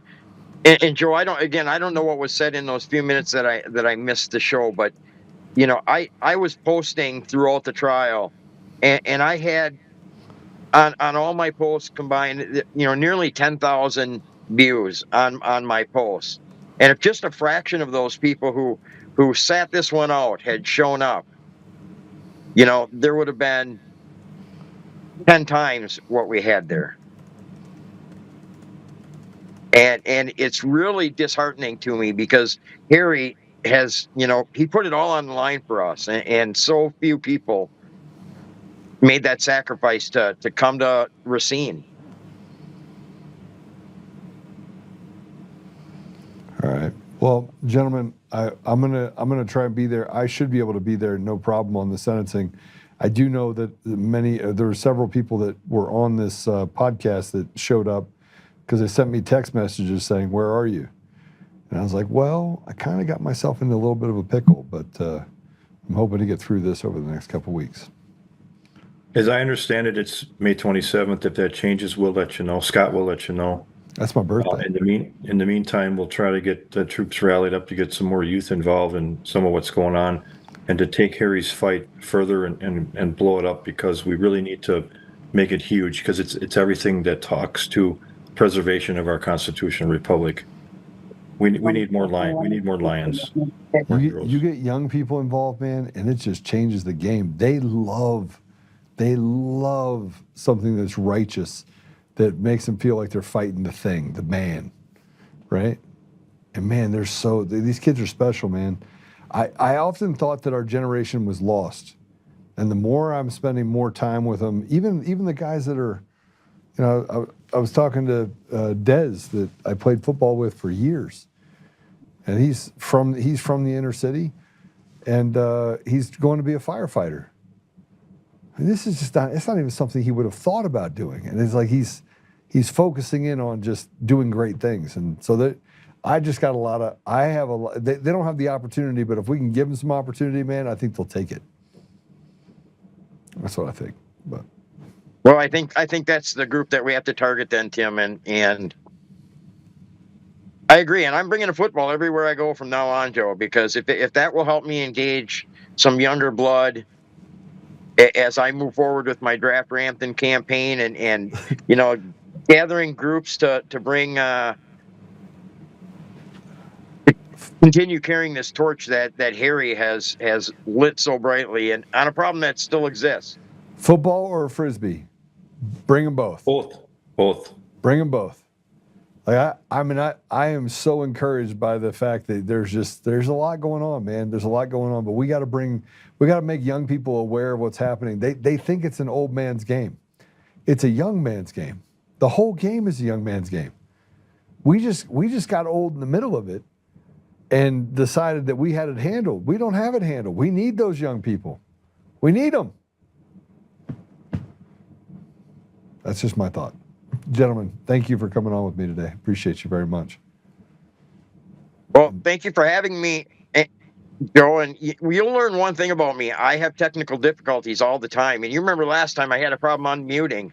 And this went a step further. Once I unmuted, everything went to hell on me. And it just kind of follows me wherever I go. So you need some young people. I'm telling you, these little technologists. You get like an 8-year-old that's like. There we go. I should have had my grandson here today. Oh man, they make us younger, but they come up with some great ideas, don't they? I mean, they're a blessing, and we should treat them that way, frankly. My thought. Tim, it's so good to see you. It's possible you'll see me some more. I'm looking forward to it. All right, Scott, thank you. Tell Harry, you, Joe. Tell Harry Big Balls, we got you. We will. I'm sure I'll be talking to him again tonight. Yes, Tim will probably. All right. God bless you guys. All right. Take care. All right. Bye. Am I wrong? I mean, do you think I'm wrong? You have somebody that was on the jury that literally said, I've lost hope in humanity, sat in a room, and it's the same problem that I'm having these conversations with people in Colorado. Last night I was talking to a guy named Jason Lupo. And Jason Lupo has been involved in the GOP. I don't know what happened. It was a couple years ago. I think it was in 2021 or 2020. I was doing an FEC United meeting. He reminded me. He's like, I'm the one that set that whole thing up. But I had him saved in my phone as okay, can we need to mute that, please? We had saved in my phone as a GOP superstar. And so I was talking to him last night. I was like, this is crazy. I have you in my phone as a superstar. I don't know where it came from, but obviously I thought, and I haven't had that many great conversations with him, but he's a young guy. And what did I say? Oh, I called him a GOP powerhouse. Young guy. And we got to get more young people involved in this deal. And it's not just we've got to step aside from what we think values are. And let me just give you this closing argument on what I'm trying to accomplish. Young people, when I was young, man, I was full of piss and vinegar. And I wanted to fight. I wanted to fight for something. I didn't know what it was, and I wanted to be successful, and I was thirsty. But the kids today in school have not been taught to be thirsty. Not most of them. I mean, you still have the athletes. You still have the guys that went after it, get after it. But they're not taught the same vernacular. They're not hunters. They're gatherers, because they've been, in large part, most of our young people have been taught to fall in line. They've been taught to fall in line. So you have to unteach that. And you have to give them the ability to understand how much strength they have. Most of these young people have retard strength. But if we give these young people the ability to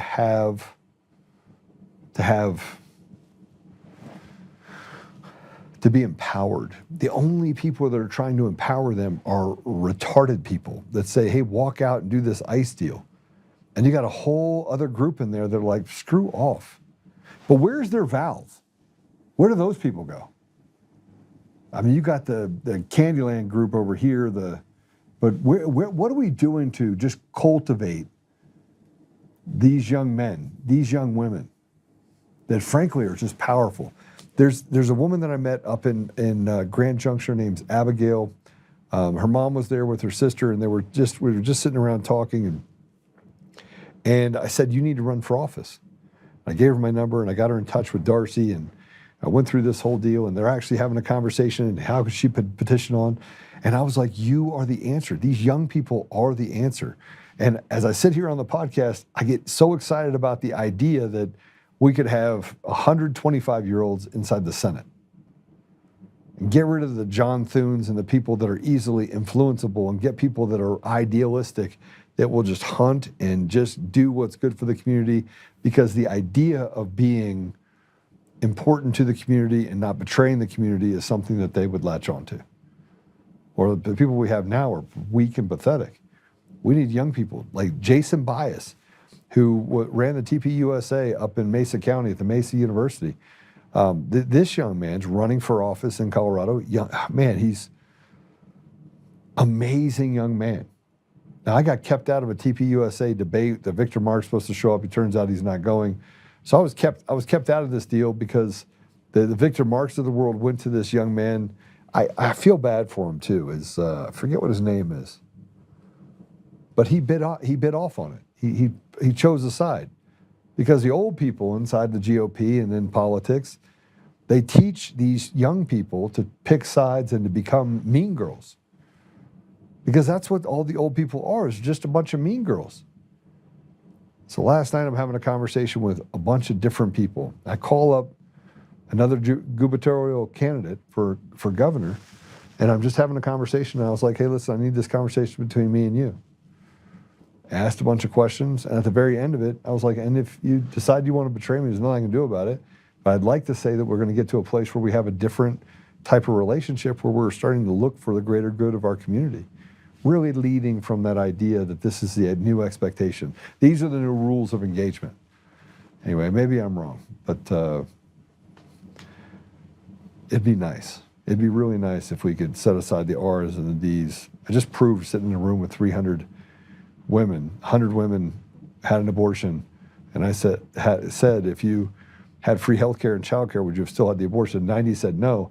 And we're over here chasing the moral, and they're chasing the moral inability to live a life of poverty, because there's no opportunity, and you can't have things and have a baby because you have $1,500 for child care and $2,000 for health care. We could solve these problems. And people, I mean, look, I'm telling you, the poor people, the people that want opportunity, they will flock to an opportunity to be inside of a fraternity of good men and women that are doing good things for their community and offering opportunity to their brothers and sisters. They just will. All right. So that's all I got today. Apple Podcasts, Google Podcasts, Spotify, Pandora, iHeartRadio, TuneIn, and more. Listen note score, we went up by a point, and we are literally soaring. There's so many people that are out there rebroadcasting what we're doing, and we're breaking it. So we're breaking the Rumbles of the world, and we're breaking, Spotify's been really good. I know that you guys are working on Apple Podcast, going on the video side as well. Let's get that done. I sent that email guys over to you. So we've got a bunch of really good things that are happening. Pill.net, obviously. And, we're on all these different sites. But I do want to tell you that you're the ambassadors of truth. You're the ones that decide whether the message is heard. So do your work. Do we have any messages you want me to read? Here we go. Harry is an example of a hero. Yes, he is. Harry's story can be everyone's story. Harry is an example of total courage. Absolutely.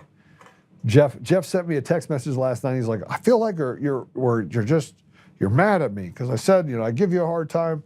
I'm thinking to myself, I didn't think a second of it. Jeff, I'm good, bro. I'm totally good. You can take shots at me all you want. See, that's the difference between me and everybody else. I might actually call you retarded at times, and maybe you are retarded, maybe you're not, but I'm going to call you retarded. And if that hurts your feelings, then that's on you. It's not on me. Governor. Gubernatorial. What did I say? Did I say something different? Maybe I did. Gambling man. They want us dead. Yeah, they do. But not the Democrats. See, that's the difference. It's not the Democrats. It's the people that have the mic. Those are retards that parade around as Democrats. They call them the Democrat Socialists of America or communists. They're trash. But how about the guy that stood up that says, let's turn Philadelphia red, right? That's our guy, man. These are our people. We keep trying to decide who our people are. Our people are these people. They're our people.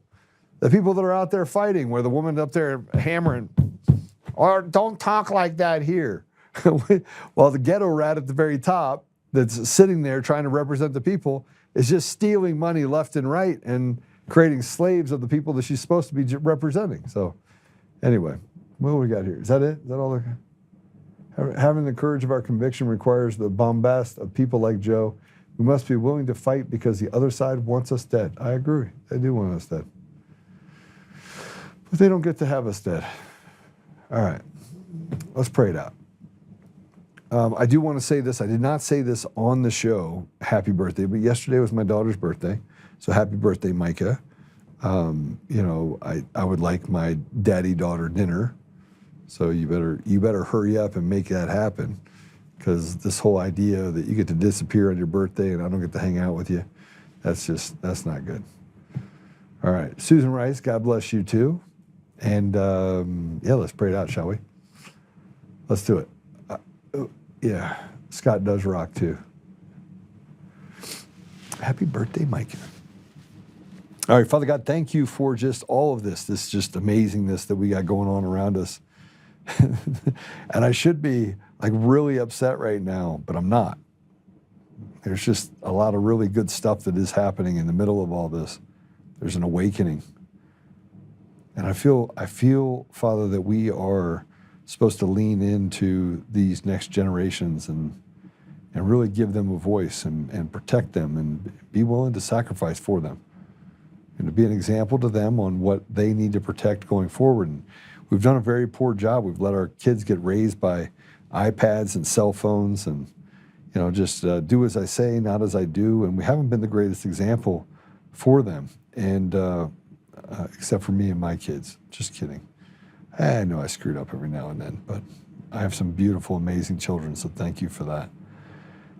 But all joking aside, we're just, Father, I feel like we're at that place where we know what our mission is, and we keep trying to do it ourselves, and we know that without you, we will never get this across the finish line. So, Father, help us to lean in and depend more on you and that direction that we need to go. Help us that we may honor each other and we may seek out the young people and give them a voice, give them the ability to sit on those front lines. There's a reason why our military is 18 to 35, that those are the ones we seek. So, Father, I just ask you to give us the ability to recognize that, to humble ourselves, and to be able to hand off that baton to these amazing young people. So I say these things, Father, humbly in the name of Jesus Christ. Amen. All right. We got a bunch of happy birthdays for Micah. Esther says happy birthday. Esther, hi, it's good to see you. Jeff, happy belated birthday. It's all my fault. I didn't say anything on here. It's nice to see Joe express some peace today. Love it. Yes, I have lots of peace. I have a lot of peace. I don't know why, but I do. 18 to 42 now. Yeah. Now, I don't know if you heard about this, but they're gonna move the age of getting into the deal up to like 50. Like I could get in. Can you imagine me running around? That'd be crazy. It'd be crazy. So anyway, guys, go have a good time. Make sure you give us a thumbs up on your way out and leave us a really good review if you're on the Apple Podcast side or the Google Podcast, one of those. But God bless you, and we'll see you soon.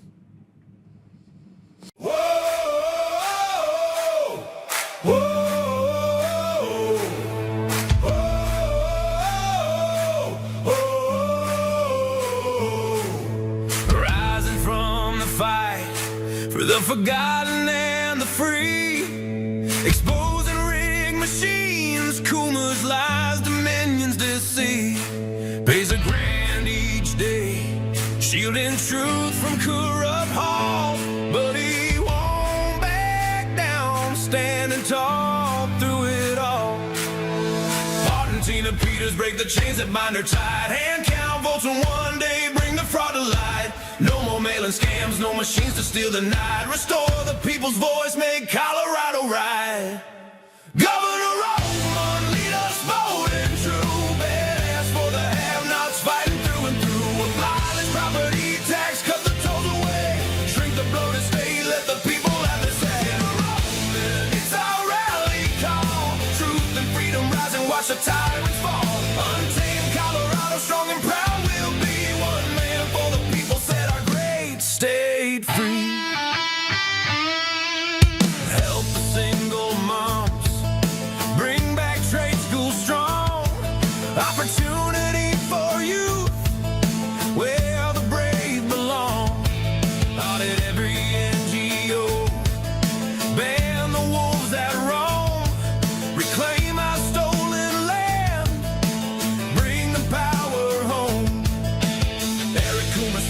dominions, rig design, expose the stolen votes, cross a dangerous line.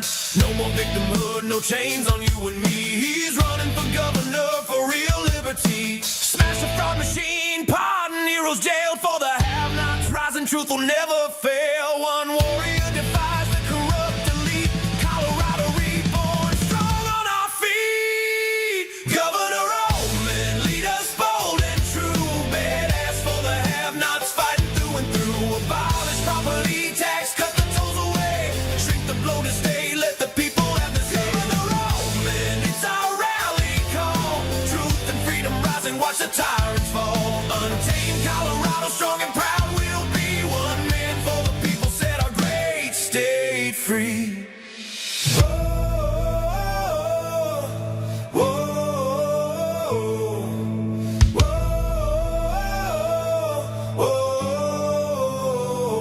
Governor Oltmann, lead us bold and true.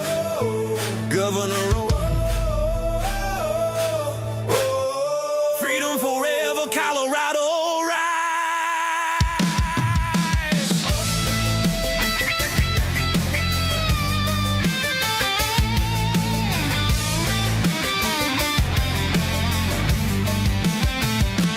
Governor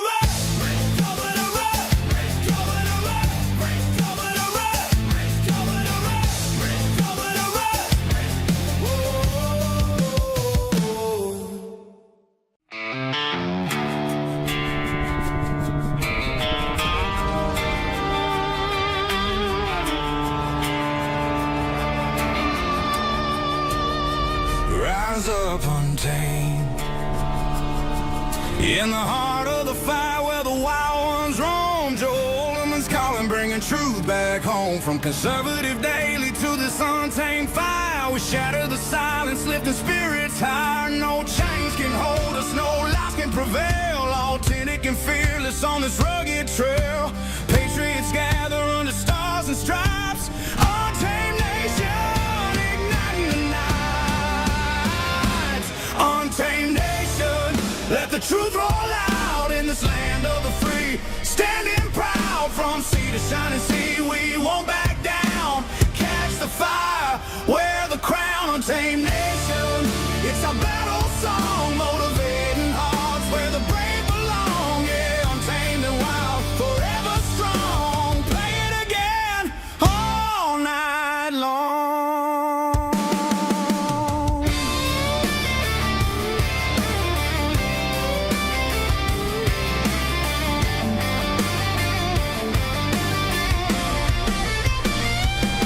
Break the mold, chase the real, no more games, time to heal.